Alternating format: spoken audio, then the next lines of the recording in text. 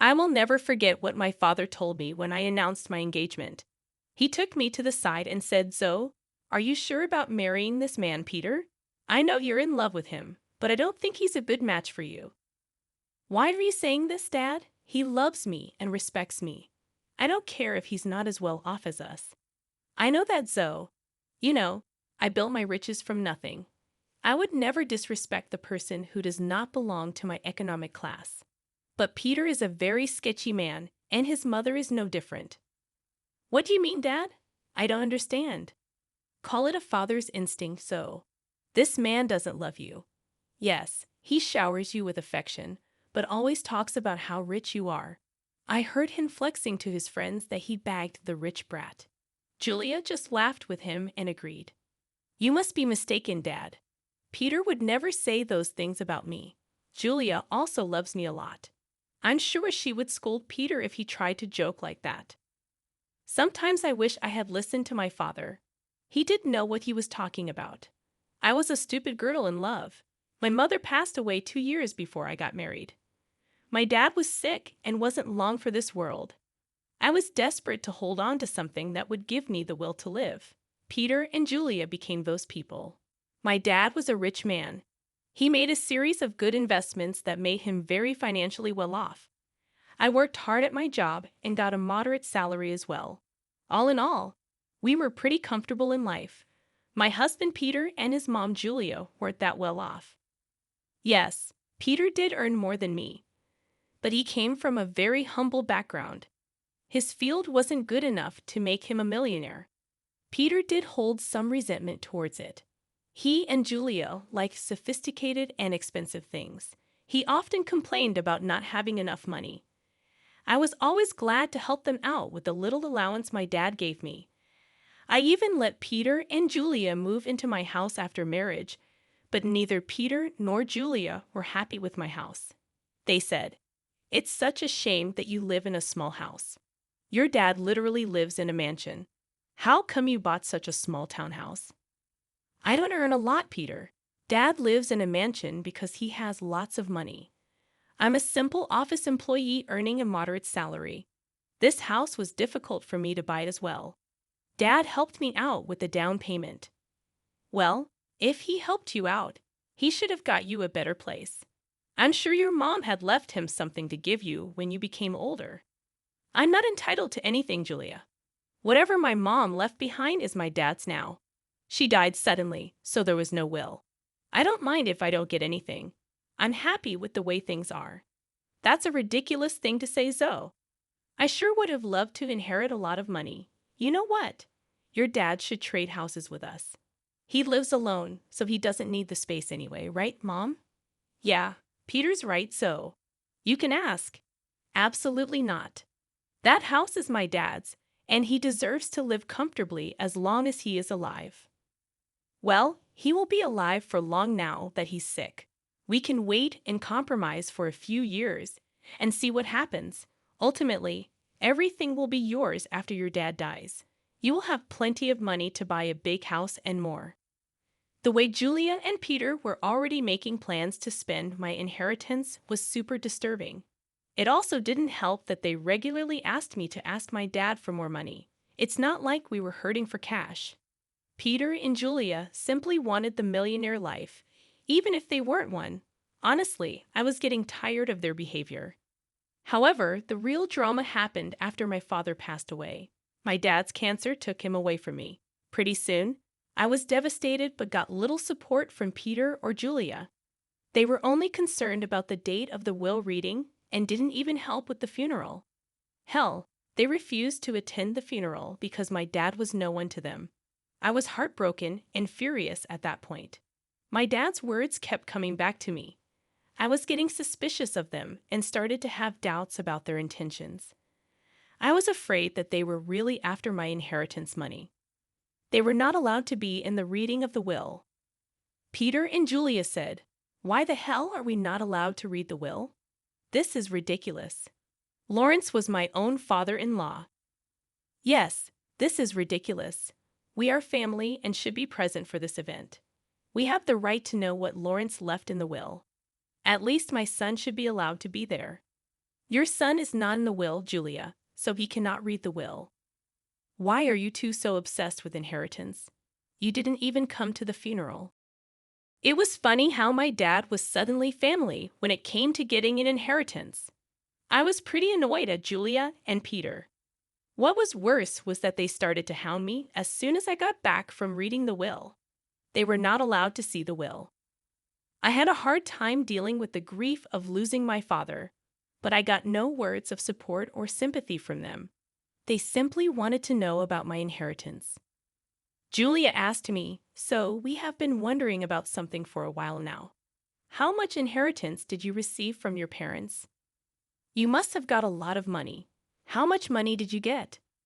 My parents unfortunately didn't leave me any money in my inheritance, so I received zero. What? You didn't get any money? But your parents were rich. They should have left you something. I don't believe that you didn't get any money. I'm sure you are lying to us all. There is no way your parents didn't leave you a single penny. No, Peter. There was no money in my inheritance. The will didn't even mention me getting any kind of money. You can check my bank balance in a few days and find out. But what about their riches? Who will get those? You are their only child. I don't know about that, Julia. The lawyer just told me that I didn't get any money. It's fine by me. It was my parents' money, and it's up to them who they would give it to. That is ridiculous. You need to fight for the money. It should be yours. There is no money, Peter. They didn't have much money in the end. Whatever was left was given to charity. They have been planning this for a while now. Julia and Peter looked very pissed by what I said.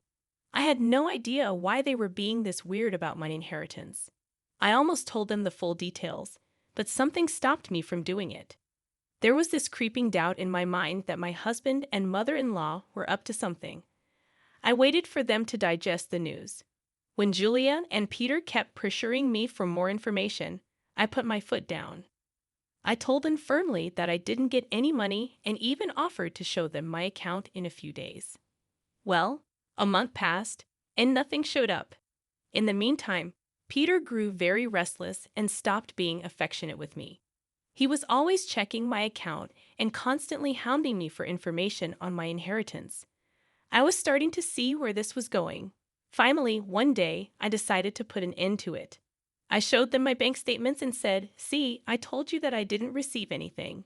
I'm not hiding any secret inheritance money from you. Do you believe me now?" Wow, our years of hard work just went down the drain then. So his parents weren't rich, and she didn't even get $100 in the will. This is ridiculous. I can't believe this. I can't believe this either, Mom. I stayed in this marriage for nothing. I married Zoe for nothing. It was all a waste of time. What the hell does that mean, Peter? Why are you talking like this? Why do you think he's saying these things, Zoe? Who the hell would marry you without thinking about the money? My son simply married you so that we can bank on your inheritance. Now I see that you didn't even get a penny. I can't believe I wasted 5 freaking years on a useless girl like her. I could have done so much better. I was stunned to hear them speak that way about me. I could finally tell that Peter married me for money. My parents were right about him and his mom. They were freaking gold diggers. I was so freaking done with my husband and mother-in-law. I was breaking inside, but what they said next turned me into stone. Julia looked at Peter solemnly and said, "What is done, Peter. But now it's time for you to divorce Zoe. There is no reason why you should stay with her anymore. You will have time to find a new rich wife. This time, we will make sure she actually has some money to her name." Are you freaking kidding me, Julia? You are asking Peter to divorce me over money. Peter, are you going to listen to her? Of course, I would listen to her, Zoe. I married you so that I and my mom could have a comfortable life. We grew up poor, and I didn't even go to college. I had no way of earning a lot of money. So, you pretended to love me and then tricked me into marrying you. You thought that my parents would give me lots of money that I would readily share with you. Yes, that's what I thought. It was the only way I could give my mom the life she wanted. But now I see that my efforts were in vain. Mom's right. I need to divorce you and keep looking." I was stunned by what Peter said. He said those things so nonchalantly that I started to question my own sanity. Julia and Peter went on to express their frustration at my marriage and myself. I didn't hear a word after a while. I was too busy coming to terms with what they just threw at me. Their total lack of reaction and Peter's sudden shift in behavior were both depressing and angering to me. After a point, I was so mad that I wanted to scream and throw things. However, I didn't do any of that. I calmly said, "Okay then, Peter. If a divorce is what you want, you will get it. I was never the one to say no to your demands. I might as well give in to your demand now as a last favor. So, you will agree to a mutual divorce. It'll save us both a lot of money. By the looks of it, you don't have much to go on anyway. Don't think of this as an opportunity to get alimony from my son. We will fight you tooth and nail before you give up that dream. You better preserve your lawyer fees and agree to a mutual divorce. It'll be best for you." "You're right. I don't have a lot of money right now, so I decided something. I will agree to a mutual divorce, but you have to sign a clause saying that we won't share any of our assets with each other." "That's not a problem at all. You don't have much, and neither do I at the moment. If you can forego alimony, I'll agree to sign a divorce and won't claim anything from you." Me and Peter discussed the details of the divorce and made sure we were on the same page. I could see that Julia and Peter were both happy about me not making a fuss out of the divorce. I guess they didn't expect me to be so calm about it.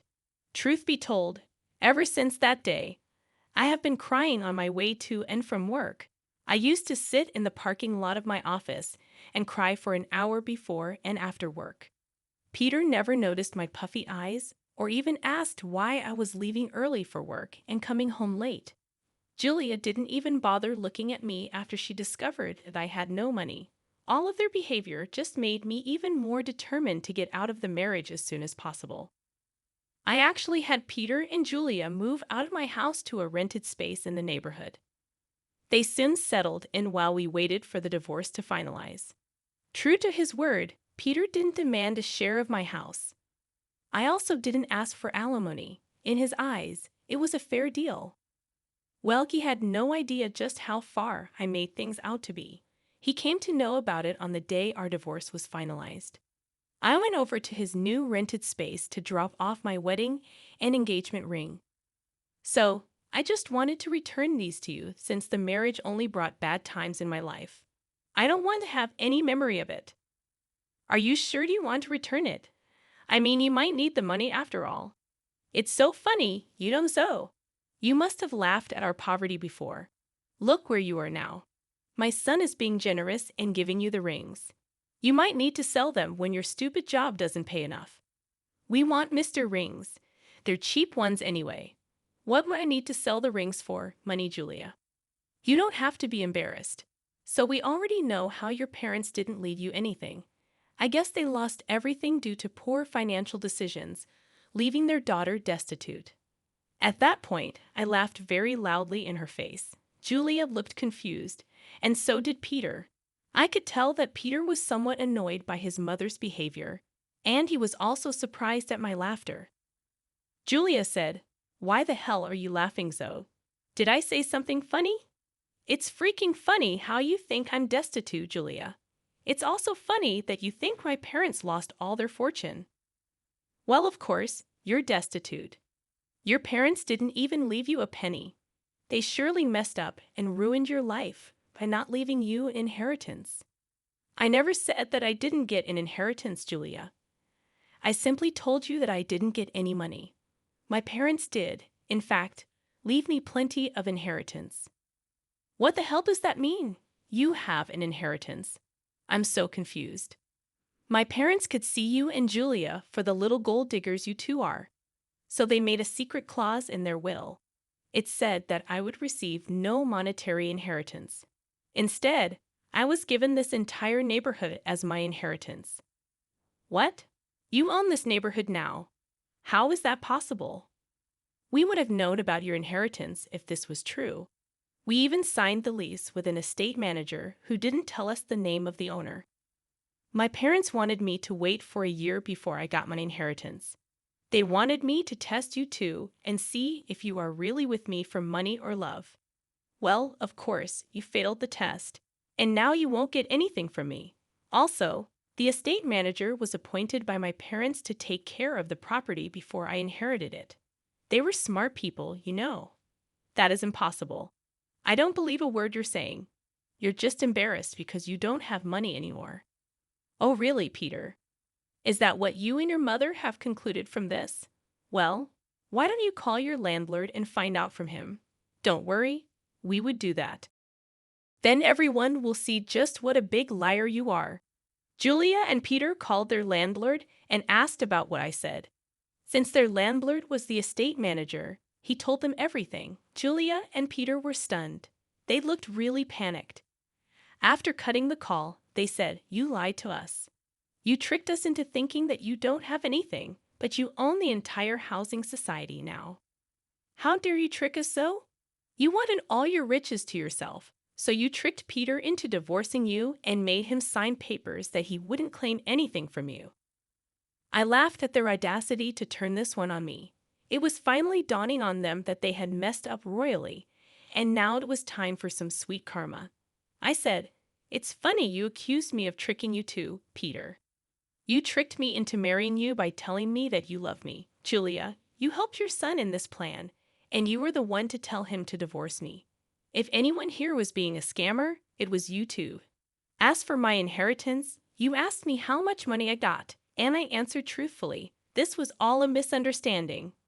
So, what happened is in the past. Why don't we just try again in the new light? We did spend 4 years together. It would be a shame to throw it away. So now you want me back in your life. Funny how you were desperate to start afresh with a new girl. I hear that you are already seeing someone rich. Don't worry, I'll inform her about what a snake you are." Peter and Julia started to beg me not to mess up this new relationship. Peter told me that since I wasn't ready to give him another chance, I shouldn't mess up his future. I told him to freak off. Also, I informed them that I will kick them out once the property is transferred to my name. They panicked at that and started to beg me even more. In the weeks that followed, Julia and Peter showed up at my house to beg me to forgive them. Peter and Julia already have an eviction on their record, so it is unlikely anyone would give them rent. The only reason they were staying on my property was that I asked the estate manager to allow it. I also called Peter's new victim and told her everything. She was horrified by what Peter and Julia did and broke up with him instantly. She even showed me the texts. After this fiasco, Peter and Julia beat down my daughter, called me names. I promptly called the police and had them off my property. After I got my inheritance in my name, I kicked them out very swiftly. They didn't expect me to go through with the threat. They did show up on my property again, and the police were called. The cops gave them a stern warning, and I filed for a restraining order. Turns out the entire town knew about what happened. They were essentially disowned by friends and had to leave the city to start afresh. Meanwhile, I'm enjoying my new wealth and am finally free from gold-digging leeches.